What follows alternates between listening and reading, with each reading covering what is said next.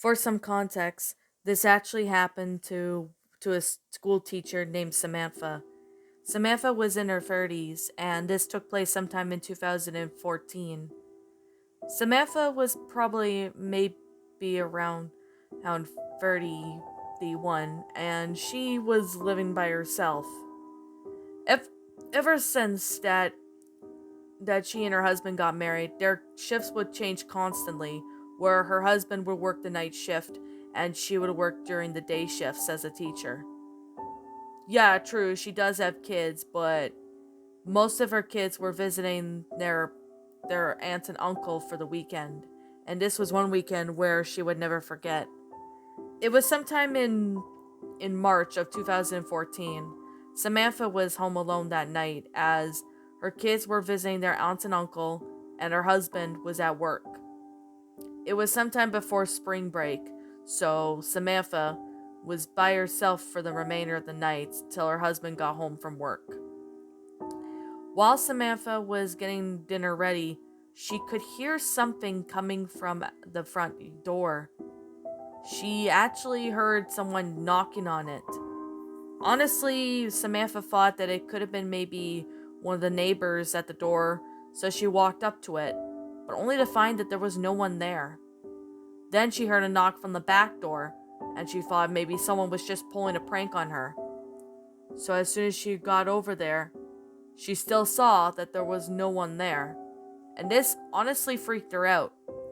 She opened the door and called out to whoever was in there to come on out so they can show themselves to her. But unfortunately, that was not the case. Samantha ended up going upstairs when she heard someone opening her window from her bedroom and entering. Now, she used to be ex-military, so she grabbed one of her weapons she could find, which was one of her handguns, and slowly made her way up the stairs, having her hand on the gun, ready to fire at whoever was there. However, as Samantha got up there, though, she could see that there was this man who appeared to have like a cricket bat in his hand, and he was going through her and her husband's jewelry stuff and as well as their dressers. Samantha either didn't want him to notice her, or even if he did she could strike him with her weapon. Apparently the man then suddenly looked up, noticed her presence and stared directly at her.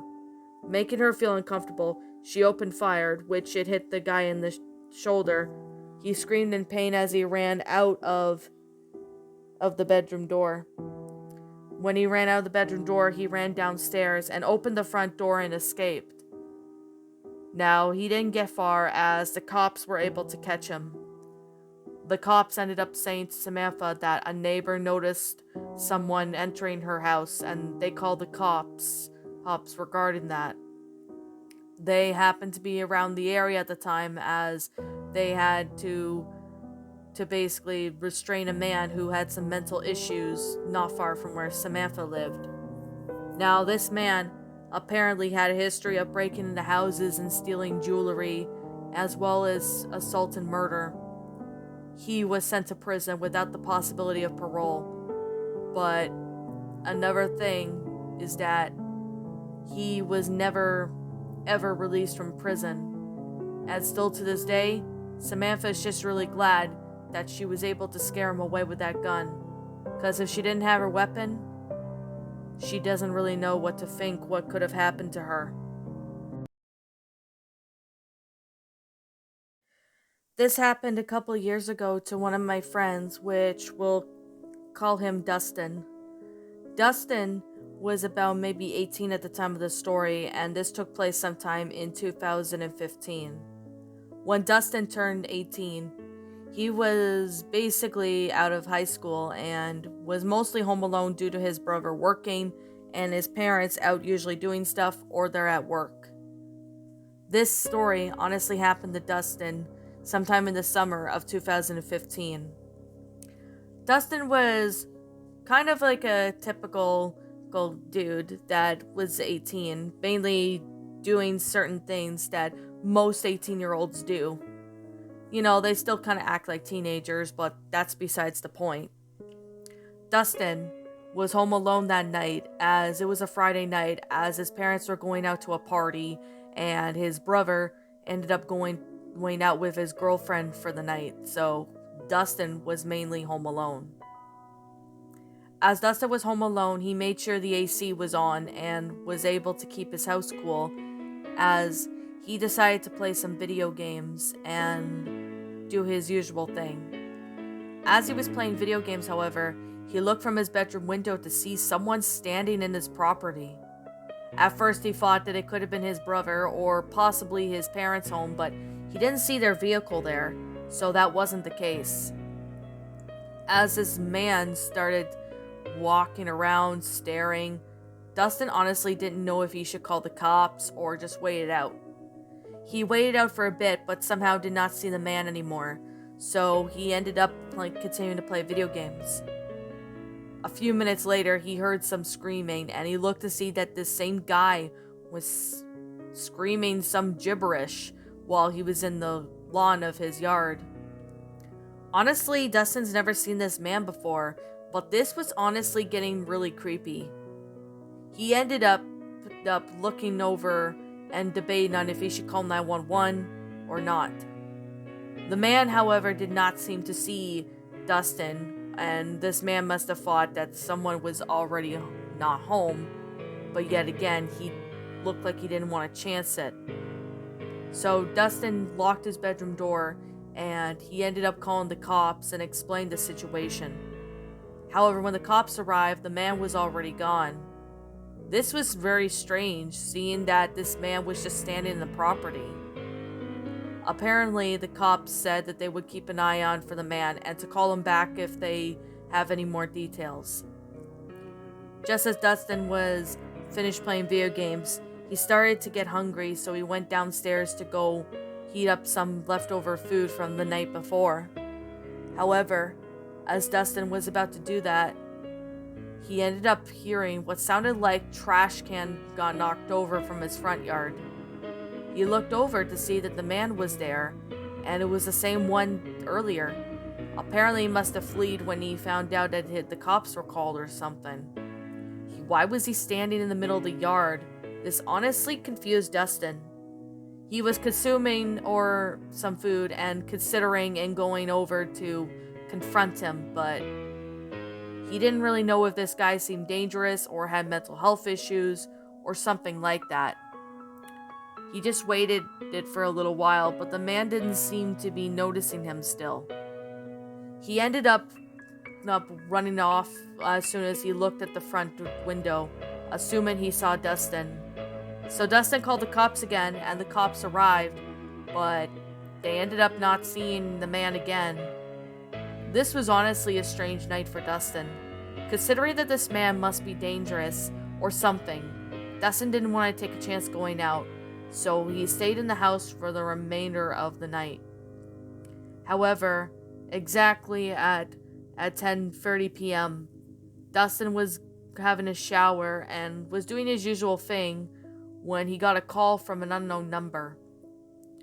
Dustin eventually got out of the shower, wrapped the towel around him, and picked up the phone and answered. Apparently, it was the man screaming on the other end of the phone, so Dustin ended up trying to see if he could trace the number, but the number happened to be from a payphone. And still to this day, Dustin had no idea if it was actually that same man again or some prank. But he told his parents about this, and same with his brother, but they thought he was just joking, when literally Dustin wasn't.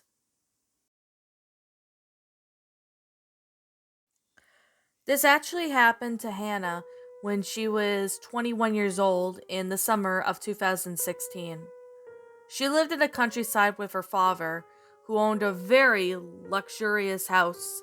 It was located in the countryside, and it was a pretty big house. Hannah had 2 older sisters and a younger brother. Her younger brother was 18 and was home alone with her that night. Hannah was 21, and her older sister was 25 and she moved out, and her oldest one was 28 and she had moved out of state. Hannah was living with her dad ever since her father for got a new promotion. They had moved to the countryside. He worked as a farmer to sell his produce, and most times he would go out of town and he would be there most of the day and come back at night. Why Hannah's mother is not there is a different story, but let's just say that her mother had some really serious mental problems and was at the mental hospital and was not going to be released for at least another couple years. Hannah at the time really didn't mind staying home alone in the countryside, as she and her siblings, whenever they were around, would basically play, they tag, and even do some crazy things. Her younger brother, however, was 18, and he was just came home from college along with Hannah. Now, the two of them were playing video games together when all of a sudden Hannah heard some growling noises coming from outside. She asked her brother if that was him, and he said no, and it came from outside. They thought it was maybe just some coyote or wolf in the area, as they do get wildlife in the area once in a while.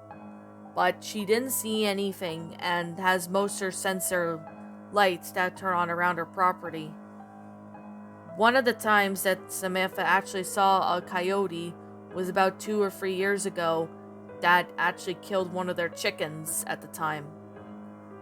Now, their farmhouse was behind the house, so they assumed that maybe it might have been one of the coyotes that got another fur of their chickens, so they ended up not even bothering to look at anything. However, Hannah went out to the barn just to see if all the animals were safe, and it turns out they were safe. But then she ended up hearing the voice what sounded like her father. Hannah? Hannah? Hannah, come here. Where are you? But that was confusing. Hannah texted her father asking if he was home, but he replied no on text, and that he was still out. Hannah looked over to see that there was a shadowy figure standing in front of the front barn doors. She honestly did not want to know what this guy was doing, so she escaped through the back and closed the door and waited for a while. Meanwhile, she heard some leaves and twigs snapping, and she looked over to see that there was that figure again. It somehow knew that it got in for the back, and it was staring at her. She honestly nearly pissed herself, not knowing what to do with this thing. However, her brother called out, saying, "What are you doing?" The figure ended up taking off into the woods while letting out a really unsettling, startling growl. He disappeared into the forest, and Hannah ended up nearly crying her eyes out. Her brother ended up saying that it was a skinwalker, most likely. They ended up going back into the house, locking their door, and they made sure the barn was locked before going back to the house, and they stayed inside for the remainder of the night. They still wonder to this day what would have happened if Hannah had gone out and never heard the voice of her brother. Whatever this thing really was trying to do, its tensions were not good.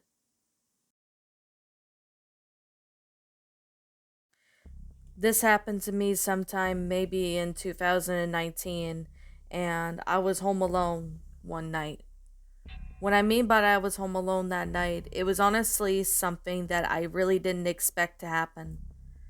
But to cut to the chase, this actually happened in 2019. What I mean by happened to me, it necessarily mean my mom was out of town and my dad was still at work and it was still nighttime. My dad came back for a bit, but then he said he had to go do some errands, so my brother and I were home alone. We didn't mind being home alone, as we've been home alone many times before. It doesn't really bug us, and we were still pretty chill with everything, and we were doing just fine. However, though, something really strange happened to me and my brother that I cannot understand. Now, this was sometime in April of 2019. My dad went out to go do something, so my mom was out of town for a little bit. So My brother and I were home alone. All of a sudden, while home alone, my brother ended up hearing a sound. It sounded like if someone was in their house. I told him that there was nothing there and that he could do whatever he wants. My brother head to bed early as he was tired, as he was busy playing video games and staying up late. I guess that was out of character as he was up most of the day, but I didn't really care. However, though, I ended up laying in my bedroom watching my phone when all of a sudden I saw what seemed to be a shadowy figure of someone. Whatever this person was in my bedroom was staring directly at me. I turned on my light to absolutely see that no one was there. This honestly freaked me out, and I ended up having my door open, and I ended up sleeping with the nightlight for the remainder of the night. Realizing how much scared I was, I had no idea what this thing was doing or why it was staring at me. But I have a feeling what I experienced that day was completely paranormal.